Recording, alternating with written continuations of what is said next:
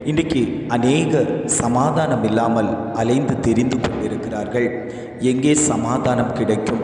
நான் சந்தோஷமாக இருந்து பல நாட்கள் ஆகிறதே, என்னுடைய புருஷன் என்னுடைய வாழ்க்கையில் சந்தோஷம் தரவில்லையே, என்னுடைய பிள்ளைகள் எனக்கு சந்தோஷம் தரவில்லையே, எப்பொழுதும் வீட்டுக்குள்ளாடி பிரச்சனையாகவே இருக்கிறதே, நான் சந்தோஷத்தை தேடி எங்கு போவேன் என்று அநேகர் சந்தோஷத்துக்காக சமாதானத்துக்காக தேடி ஓடிக்கொண்டிருக்கிறார்கள்.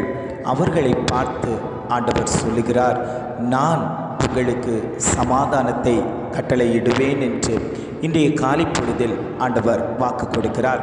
வேதம் இவ்வாறாக சொல்லுகிறது, தேவன் கலகத்திற்கு தேவனாயிராமல் சமாதானத்திற்கு தேவனாய் இருக்கிறார்.